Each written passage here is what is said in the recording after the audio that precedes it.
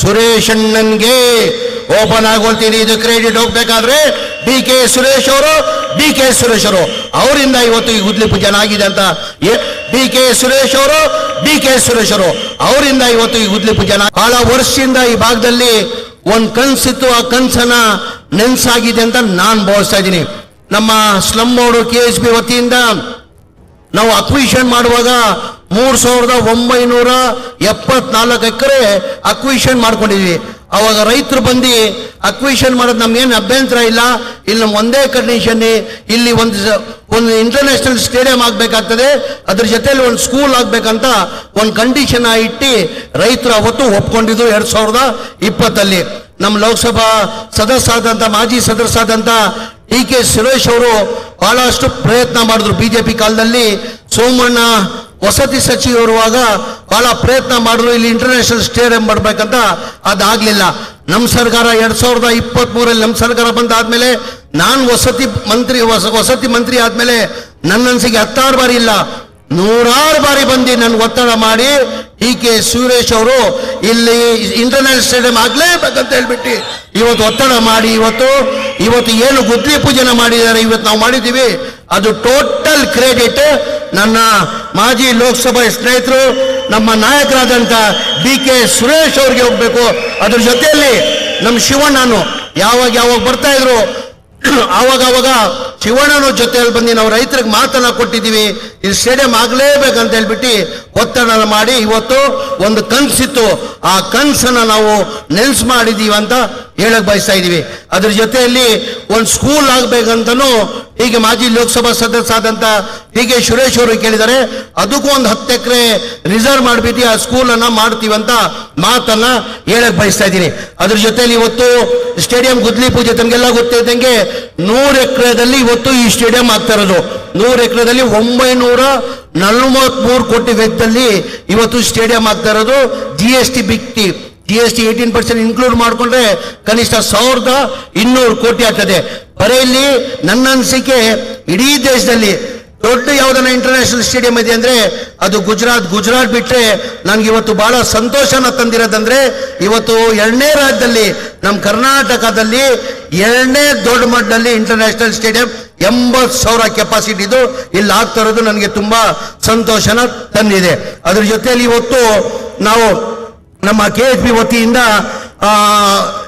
ವತಿಯಿಂದ total 101 ಕೋಟಿದಲ್ಲಿ 3 ಬೆಡ್ರೂಮ್ದು G+10 ಮತ್ತೆ G+5 total 174 flat ಮತ್ತೆ 200 ಒಟ್ಟಾಗಿ 100 ಚಿಲ್ಲರೆ ಫ್ಲಾಟ್ಗಳು 101 ಕೋಟಿ ವೆಚ್ಚದಲ್ಲೂ ಇವತ್ತು ಗುದ್ಲಿ ಪೂಜೆನ ಮಾಡಿದೀವಿ.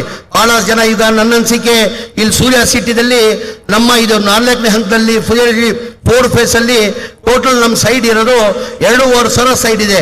ಅದಕ್ಕೆ ನಮ್ಗೆ ಅಪ್ಲಿಕೇಶನ್ ಬಂದಿದೆ 16,000 ಅಪ್ಲಿಕೇಶನ್ಗಳು ಬಂದಿದೆ. 16,000 ಅಪ್ಲಿಕೇಶನ್ ಅಲ್ಲಿ ಮನೆ ಸುರೇಶ್ ಸಾಹೇಬ್ರು ಆನೇಕಲ್ ಶಿವಣ್ಣ ಅವರು ಬಹಳ ಸತಿ ಬಂದು ನಮ್ಗೆ ಕೇಳಿದ್ದಾರೆ, ಇಲ್ಲ ನೀವು ಲೋಕಲ್ ಅವ್ರನ್ನ ನೀವು ಕೊಡ್ಬೇಕಾಗ್ತದೆ. ಈಗ ಅಪ್ಲಿಕೇಶನ್ ಅಲ್ಲಿ ಆಚೆ ಅವ್ರು ಇನ್ವೆಸ್ಟ್ ಮಾಡೋರೆಲ್ಲ ಅಪ್ಲಿಕೇಶನ್ ಅನ್ನು ಹಾಕ್ಬಿಡ್ತಾರೆ.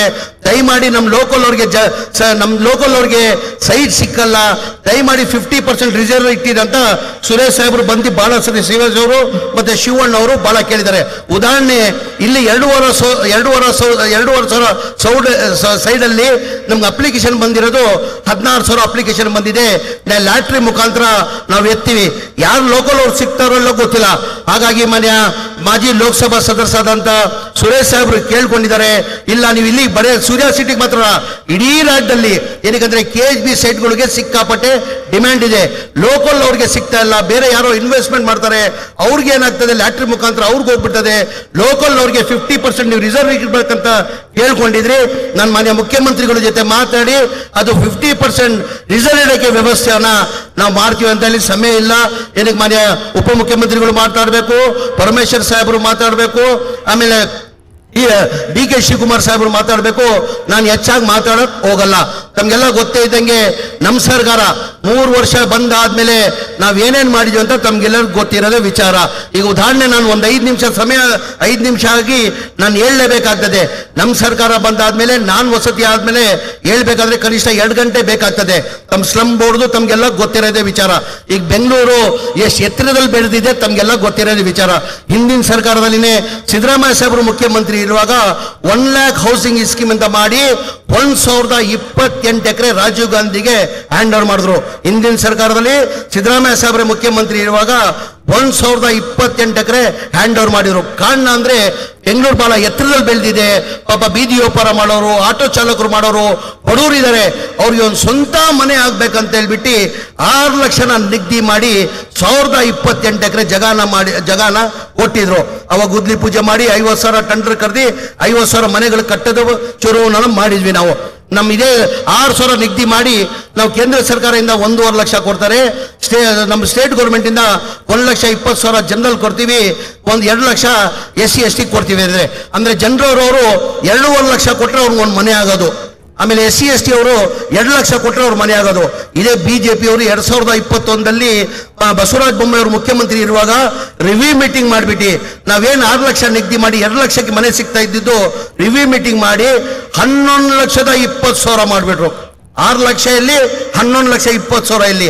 ಅಂದ್ರೆ 2 ಲಕ್ಷ ಕೊಟ್ಟವರು 8.5 ಲಕ್ಷ ಕಟ್ಟಬೇಕಾಗಿತ್ತು. ಹಾಗಾಗಿ ಬಡವರು ಪಾಪ ದುಡ್ಡು ಕೊಡಕ್ ಸಾಧ್ಯ ಆಗಲ್ಲ. ಸಿದ್ದರಾಮಯ್ಯ ಸಾಹೇಬರು ಮುಖ್ಯಮಂತ್ರಿ ಆದ್ಮೇಲೆ ನಾವು ಯಾರು ಹೇಳಿಲ್ಲ, ಅವರಾಗ ಅವರು ಒಂದು ನನ್ ಕೇಳಿದ್ರು, ವಸತಿ ನಾನು 1 ಲಕ್ಷ ನನ್ನ ಕನ್ಸಿತ್ತು, ಅದು ಆ ಕನ್ಸು ಏನೈತ್ಕೊಳೋ, ಆ 1 lakh ಹೌಸಿಂಗ್ ಸ್ಕೀಮ್ದು ಯಾವ ಸ್ಟೇಜ್ ಅಲ್ಲಿ ಇದೆ ಅಂದೆ. ನಾನು ಮಾನ್ಯ ಮುಖ್ಯಮಂತ್ರಿಗೆ ಗಮನಕ್ಕೆ ತಂದೆ, ಇಲ್ಲ ಸರ್ ತಾವು ಇರುವಾಗ 6 ಲಕ್ಷನ ರೇಟನ್ನು ನಿಗದಿ ಮಾಡಿದ್ವಿ. ಈ ಬಿಜೆಪಿ ಸರ್ಕಾರದಲ್ಲಿ ಬಸವರಾಜ ಬೊಮ್ಮಾಯಿ ಅವರು 2020 ಬಂದು 11,20,000 ಮಾಡಿದ್ರು, ಈಕ್ವಲ್ ಟು ಡಬಲ್ ಮಾಡಿಬಿಟ್ಟಿದ್ದಾರೆ. 8.5 ಲಕ್ಷ ಯಾಕೋ ಕೊಡಕ್ಕೆ ಬಡವರು ಕೊಡಕ್ಕೆ ಸಾಧ್ಯ ಆಗ್ತಾ ಇಲ್ಲ. ನಾವು ಯಾರೂ ಕೇಳಿಲ್ಲ. ಯಾವ್ದು ಬಿಜೆಪಿ MLAಗಳು ಬಂದಿದ್ರು, ನಾವೆಲ್ಲ ಹೋಗಿದ್ವಿ. ಮಾನ್ಯ ಮುಖ್ಯಮಂತ್ರಿನೇ ತೀರ್ಮಾನ ಮಾಡಿ, ಇಲ್ಲ ಬಡವರು 8.5 ಲಕ್ಷ ಕೊಡಕ್ಕೆ ಸಾಧ್ಯ ಆಗಲ್ಲ, ಅವ್ರ ಸರ್ಕಾರ ವತಿಯಿಂದ 1 ಲಕ್ಷ ಕಡಿಮೆ ಮಾಡ್ತೀನಿ ಅಂತ ಕ್ಯಾಬಿನೆಟ್ ಅಲ್ಲಿ ತಂದು ಮಾನ್ಯ ಮುಖ್ಯಮಂತ್ರಿಗಳು ಕಡಿಮೆ ಮಾಡಿದ್ರು. ಅದ್ರ ಜೊತೆಯಲ್ಲಿ ನೀನು 5 ಲಕ್ಷ ರೂಪಾಯಿ ಲೋನ್ ತಗೊಂಡು ಅವ್ರು ಬರೀ 2 ಲಕ್ಷ ಕೊಡ್ಬೇಕು, ಅವ್ರಿಗೆ ಮನೆಗಳು ಕೊಡ್ಬೇಕಂತ ಮಾನ್ಯ ಮುಖ್ಯಮಂತ್ರಿಗಳು ಸೂಚನೆ ಕೊಟ್ಟರು. ನಾನು ಬಹಳಷ್ಟು ನ್ಯಾಷನಲೈಸ್ ಬ್ಯಾಂಕ್ ಅವ್ರನ್ನ ಕರೆದಾದ್ಮೇಲೆ ಬಹಳಷ್ಟು 16 ಬಾರಿ ಮೀಟಿಂಗ್ ಮಾಡಿದೆ. ಆ ಸಿಬಿಲ್ ಇಲ್ಲ ಕಾರಣಕ್ಕೆ ನ್ಯಾಷನಲೈಸ್ ಬ್ಯಾಂಕ್ ಅವ್ರು ಮುಂದೆ ಬರ್ತಾ ಇಲ್ಲ. ಮಾನ್ಯ ಮುಖ್ಯಮಂತ್ರಿ ಗಮನಕ್ಕೆ ತಂದೆ ನಾನು, ಸರ್ ನ್ಯಾಷನಲೈಸ್ ಬ್ಯಾಂಕ್ ಅವ್ರು ಸಿಬಿಲ್ ಇಲ್ಲ, ಸಣ್ಣ ಪುಟ್ಟ ಲೋನ್ ತಗೊಂಡಿರ್ತಾರೆ, ಮೋಟಾರ್ ಬೈಕ್ ಅವರು ಮತ್ತೊಂದಕ್ಕೆ ಲೋನ್ ತಗೊಂಡಿರ್ತಾರೆ, ಆ ಸಿಬಿಲ್ಗೆ ಅವ್ರು ಸಿಗ್ತಾ ಇಲ್ಲ. ಆ ಕಾರಣಕ್ಕೆ ನ್ಯಾಷನಲೈಸ್ ಬ್ಯಾಂಕ್ ಯಾರು ಮುಂದೆ ಬರ್ತಾ ಇಲ್ಲ ಸರ್. ಈಗ ನ್ಯಾಷನಲೈಸ್ ಬ್ಯಾಂಕ್ ಅಲ್ಲಿ ಲೋನ್ ತಗೊಂಡ್ರೆ 7-8% ಆಗ್ತದೆ. ಅವ್ರ EMI ಬಂದಿದ್ದ ತಿಂಗಳಿಗೆ 5,000 ರೂಪಾಯಿ ಆಗ್ತದೆ. ಈಗ ನಾವು ಪ್ರೈವೇಟ್ ಬ್ಯಾಂಕ್ ಅಲ್ಲಿ ತಗೊಂಡ್ರೆ ಕನಿಷ್ಠ 8,500 ರೂಪಾಯಿ EMI ಕಟ್ಟಕ್ಕಾಗ್ತದೆ, 11% ಇಂಟ್ರೆಸ್ಟ್ ಆಗ್ತದೆ ಅಂದ್ರು. ಮಾನ್ಯ ಮುಖ್ಯಮಂತ್ರಿಗಳು ರಿವ್ಯೂ ಮೀಟಿಂಗ್ ಮಾಡಿ ನಿನ್ ಕ್ಯಾಬಿನೆಟ್ ತಗೊಂಡ್ ಬಾ, ಅದೇನಿದೆ ನ್ಯಾಷನಲೈಸ್ ಬ್ಯಾಂಕ್ ಅಲ್ಲಿ ಅಷ್ಟೇ ಇಂಟ್ರೆಸ್ಟ್ ಅವ್ರು ಕೊಳ್ಳಿ, ಪ್ರೈವೇಟ್ ಬ್ಯಾಂಕ್ ಅಲ್ಲಿ ಲೋನ್ ತಗೊಂಡು 5 ಲಕ್ಷ ಅವ್ರು ಮಾಡಿಕೊಡು, ಮಿಕ್ಕಿದ ಹಣ ಸರ್ಕಾರ ಕೊಡ್ತದಂತ ಮಾನ್ಯ ಮುಖ್ಯಮಂತ್ರಿ ತಂದು ಕ್ಯಾಬಿನೆಟ್ ಅಲ್ಲಿ ಅಪ್ರೂವ್ ಮಾಡಿದ್ರು. ಏನಕ್ಕಪ್ಪ ಬಿಜೆಪಿ ಅವ್ರು ಮಾಡಕ್ ಸಾಧ್ಯ ಆಗಿಲ್ಲ, ನಾನು ರಿಪೀಟ್ ಮಾಡಕ್ ಹೋಗಲ್ಲ. ತಮ್ಗೆಲ್ಲ ಗೊತ್ತೇ ಇದ್ದಂಗೆ ಸ್ಲಮ್ ಬೋರ್ಡ್ ಅಲ್ಲಿ 1,80,000ದಲ್ಲಿ ನಾವು 3 ವರ್ಷದಲ್ಲಿ 80,000 ಮನೆಗಳು ಕೊಟ್ಟಿದ್ದೀವಿ. ಮೊದಲೇ ಹಂತದಲ್ಲಿ 2024 KR-ಪುರಂ ಅಲ್ಲಿ ಕಾರ್ಯಕ್ರಮ ಮಾಡಿ 36,789 ಮನೆ ಕೊಟ್ಟಿವಿ. ಇದೇ ವರ್ಷದಲ್ಲಿ ಹುಬ್ಳಿದಲ್ಲಿ ಕಾರ್ಯಕ್ರಮ ಮಾಡಿ 42,345 ಮನೆ ಕೊಟ್ವಿ. ಏನಿಗೆ ಬಿಜೆಪಿ ಅವ್ರು ಕೊಡಕ್ ಸಾಧ್ಯ ಆಗಿಲ್ಲ, ಏನಿಗೆ ಜನತಾದಳ ಅವ್ರು ಕೊಡಕ್ ಸಾಧ್ಯ ಆಗಿಲ್ಲ. ಅವಾಗ ಯಾವ ಗ್ಯಾರಂಟಿನೂ ಇರಲಿಲ್ಲ ಅವ್ರಿಗೆ. ನಾವು ಚುನಾವಣೆ ಟೈಮಲ್ಲಿ ಘೋಷಣೆ ಮಾಡಿರ್ಲಿಲ್ಲ ಈ ತರ ಮನೆ ಸರ್ಕಾರ ವತಿಯಿಂದ 4 ಲಕ್ಷ ಕಟ್ ಕೊಡ್ತೀವಿ ಅಂತ ನಾವು ಘೋಷಣೆ ಮಾಡಿಲ್ಲ. ಬರೇ ಬಡವರು ಬೀದಿಯಲ್ಲಿದ್ದಾರೆ, ಕಷ್ಟದಲ್ಲಿದ್ದಾರೆ ಅಂತ ಹೇಳ್ಬಿಟ್ಟು ಮಾನ್ಯ ಮುಖ್ಯಮಂತ್ರಿಗಳು ಉಪಮುಖ್ಯಮಂತ್ರಿಗಳು ತೀರ್ಮಾನ ಮಾಡಿ 7,400 ಕೋಟಿ ಬರೇ ಸ್ಲಮ್ ಬೋರ್ಡ್ ಕೊಟ್ಟಿದ್ದಾರೆ. ಒಟ್ಟಾಗಿ ನನ್ನ ಇಲಾಖೆಗೆ ಈ 1 lakh ಹೌಸಿಂಗ್ ಇವೆಲ್ಲ ಸೇರ್ಕೊಂಡು 10,000 ಕೋಟಿಯನ್ನ ಎಕ್ಸ್ಟ್ರಾನ ದುಡ್ಡು ಕೊಟ್ಟಿದ್ದಾರೆ. ದಯಮಾಡಿ ಇದೆಲ್ಲ ತಾವು ಅರ್ಥ ಮಾಡ್ಕೊಳ್ಬೇಕಾಗ್ತದೆ. ನನ್ನ ವಸತಿ ಮಂತ್ರಿ ಮಾಡಿ ಇಂಥ ಒಳ್ಳೆ ಕಾರ್ಯಕ್ರಮನ ಮಾನ್ಯ ಮುಖ್ಯಮಂತ್ರಿಗಳು ನಾನು ಮಾಡಿಕೊಟ್ಟಿದ್ದಕ್ಕೆ ಅವ್ರ ಹೃದಯದಿಂದ ನಾನು ಧನ್ಯವಾದಗಳು ಸಲ್ಲಿಸಿ, ಪಾಪ ತಾವು ಬಹಳ ಖಾತ್ರಿಯಿಂದ ಉಪಮುಖ್ಯಮಂತ್ರಿಗಳು ಮತ್ತೆ ಮುಖ್ಯಮಂತ್ರಿಗಳು ಮಾತು ಕೇಳಕ್ತಾ ಕಾಯ್ತಾ ಇದ್ದೀರಾ. ನಾನು ಹೆಚ್ಚಾಗಿ ಮಾತಾಡೋಕೆ ಹೋಗಲ್ಲ.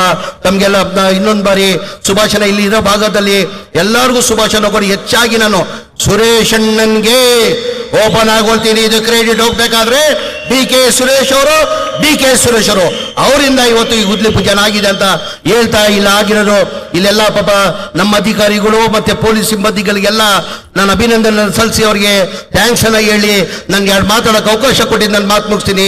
ಜೈ ಹಿಂದ್, ಜೈ ಕರ್ನಾಟಕ, ಜೈ ಕಾಂಗ್ರೆಸ್.